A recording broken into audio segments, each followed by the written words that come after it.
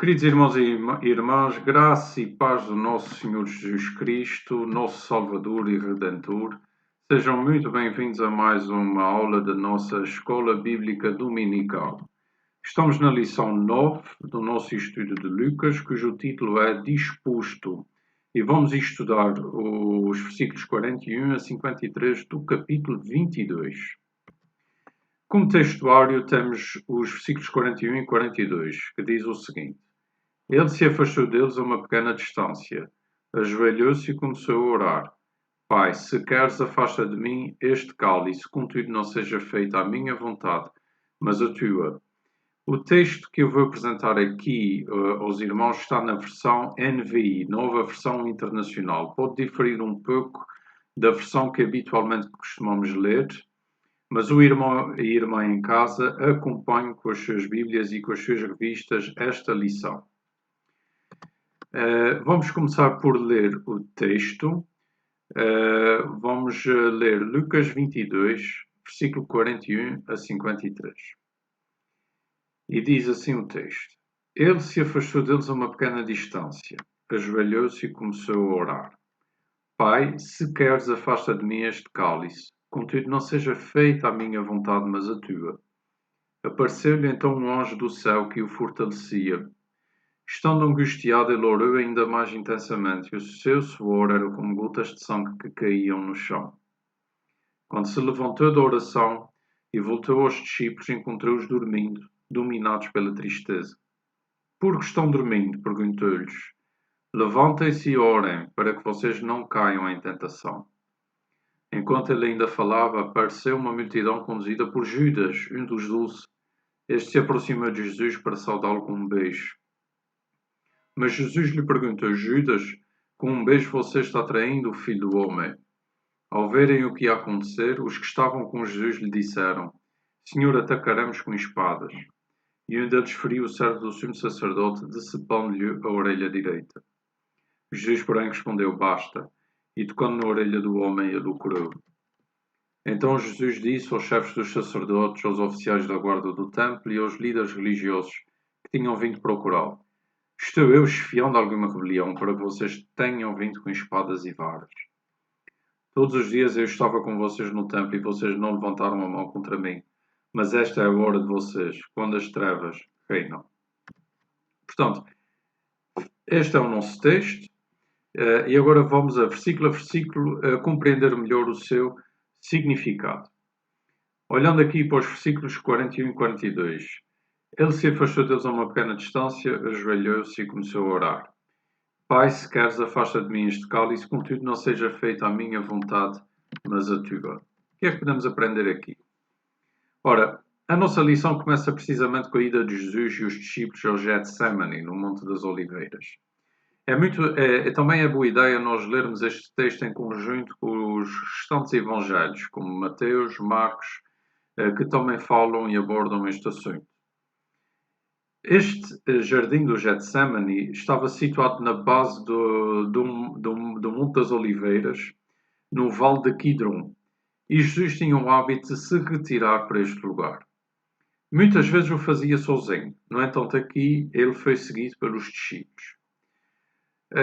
Isto nos mostra que seguir Jesus faz parte deste discipulado cristão, em particular no que diz respeito ao ensino espiritual. E nesta passagem Jesus ensinou os discípulos a orar quando em grande provação, para que não fossem tentados mediante a prova. A dada altura, Jesus afasta-se deles, não para muito longe. Fica só e ajoelha-se. Ajoelhar perante Deus é aqui também um ato que demonstra grande reverência e humildade, que era um pouco diferente do costume judaico de orar em pé. Sentindo aqui o peso do momento, Jesus ora e usa as expressões Pai, se queres, se for da tua vontade, e o todavia, mostrando que apesar das dificuldades, primeiro está a vontade de Deus. Jesus pede aqui para passar dele um determinado cálice. Que cálice é este? Trata-se também de uma metáfora para o cálice da ira que encontramos em algumas passagens do Velho Testamento. Mas depois vemos Jesus entregar a sua vida para ser usada como Deus entender. Nós muitas vezes temos também este problema e que nós podemos aprender aqui com Jesus. Muitas vezes oramos para dar a conhecer a Deus a nossa vontade, mas é também na oração que Deus nos dá a conhecer a sua.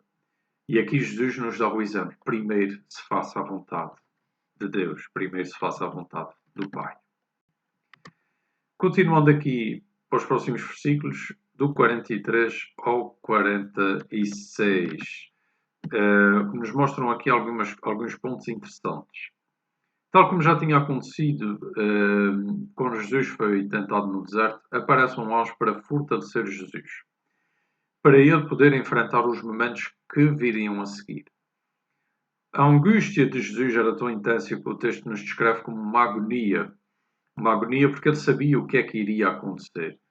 E durante este momento ele começou inclusive a suar sangue. Ora, suar sangue não é algo que aconteceu unicamente na história com Jesus. Suar sangue é uma condição também designada de hematidrose, que acontece quando uma pessoa começa a suar sangue sem uma razão aparente. Ora, suar sangue tem muito a ver com os pequenos capilares que estão presentes nas nossas glândulas sudoríparas. E estes pequenos capilares podem rebentar em situações de grande stress, em situações de grande pressão, provocando este sangramento. Ora, a hematidrose é um evento raro, acontece em muito poucas pessoas. É um evento muito excepcional, mas ele acontece. E isto nos mostra que Jesus estava debaixo de um stress, de uma pressão imensa para isto ter acontecido.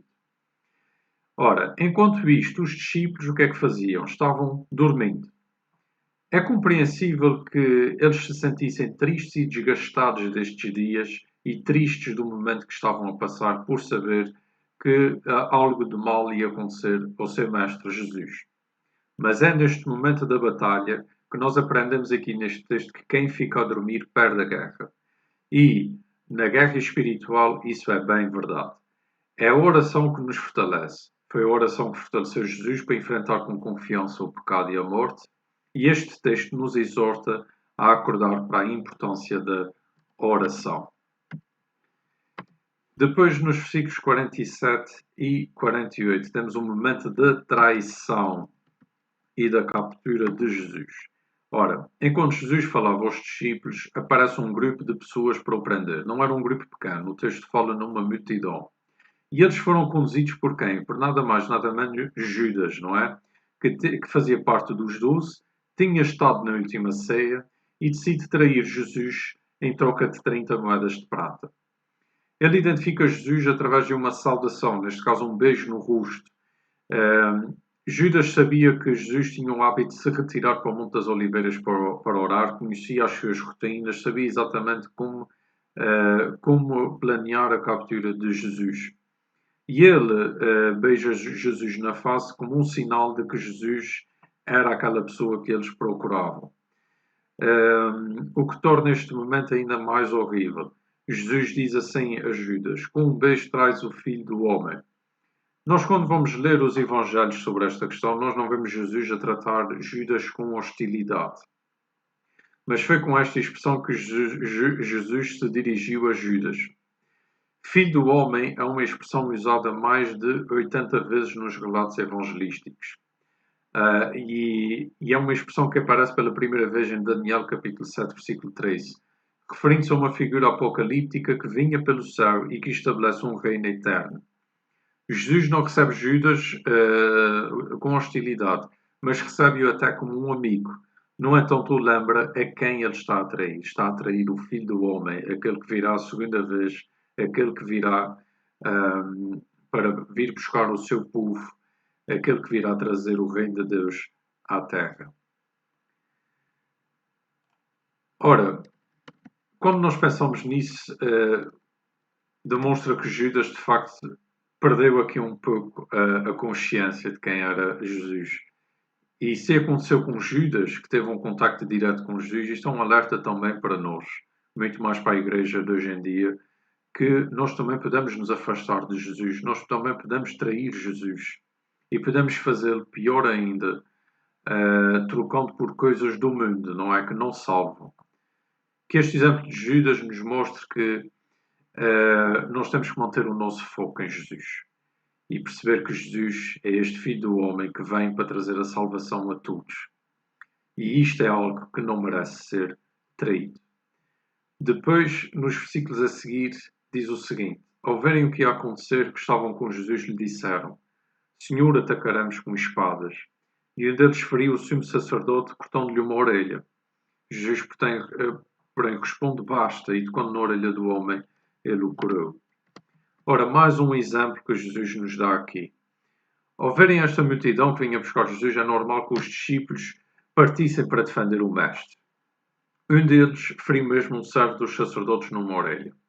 Naquele tempo era comum existirem pessoas armadas com facas e espadas, porque não havia, portanto, não havia a cultura que nós temos hoje, não havia a organização social que temos hoje, não havia polícia como nós temos hoje. As pessoas muitas vezes tinham que se defender sozinhas. Esta atitude foi repreendida por Jesus, primeiro, porque Jesus também ensinou: quem mata a espada, pela espada morre. Jesus ensina isso no versículo 38. Violência só gera violência. E depois, porque nada iria impedir aquilo a que Jesus estava destinado. Ora, este texto aqui não diz que nós não nos devemos defender ou que nós não devemos defender as nossas famílias, não é isto. Diz sim aqui que neste dado momento a violência não serviria de nada. Ou seja, nada iria impedir aquilo que Jesus estava destinado e ela só iria piorar a situação. Violência injustificada é algo que a Bíblia fala muito contra e nós também temos que estar atentos a isso. Defendermos-nos não é a mesma coisa que exercermos violência. São coisas muito diferentes. Aqui eles estavam a defender Jesus, mas como Jesus ensinou, o resultado não ia ser bom para eles. Jesus também, no meio desta confusão, cura a orelha do servo ferido. Ao curar o seu perseguidor, Jesus também deu o exemplo de fazer o bem a quem lhe queria mal. A única forma de reverter o pecado é através da justiça e do bem. São duas coisas que Jesus ensinou e nos capacita para praticar com a ajuda do seu Espírito Santo. Depois, para terminarmos, temos os versículos 52 e 53, em que Jesus se dirige precisamente às pessoas que o vinham capturar. Ora, Jesus fez aqui um excelente trabalho quando escreveu este Evangelho. Ele conseguiu reunir muita informação sobre Jesus através dos testemunhos de quem esteve com ele. Não sabemos a totalidade de pessoas que foram inquiridas por Lucas, ou mesmo as provas que ele arranjou sobre estes factos. No entanto, ele descreve no seu Evangelho quem foram os autores da captura e prisão de Jesus. Primeiro, houve um delator, neste caso foi Judas, que era um homem corrupto, que conhecia bem as rotinas de Jesus. Depois haviam os sacerdotes, não uns quaisquer, mas os próprios líderes, rabis fariseus, sumos sacerdotes, etc. Diz o texto que eram os principais dos sacerdotes, que tinham poder, recursos e influência suficientes para mover o povo, políticos e usar homens de armas para os seus propósitos. Ora, Lucas identificou-os, mostrou que Jesus os identificou. Os guardas do templo que aparecem aqui não eram soldados romanos, mas sim militares leais à liderança judaica e herodiana. Consequentemente, eles próprios também estavam ao serviço de Roma, mas não eram romanos. E foi este conjunto de indivíduos que planearam a captura, prisão e crucificação de Jesus, todos pertencentes à autoridade religiosa, política e militar. Jesus, claro, repreende esta atitude corrupta, pois foi tratado como um bandido, como um salteador, mas diz de facto que esta era a hora deles. O que é que isto quer dizer? Que naquele momento Deus permite a captura do seu filho para que o seu propósito se cumpra em Jesus. As trevas e a corrupção, como nós podemos ver aqui, podem até dominar por algum tempo, tudo com a permissão de Deus, mas a luz da ressurreição não poderia ser impedida. Não foi assim com Jesus, e nós sabemos os capítulos finais desta história.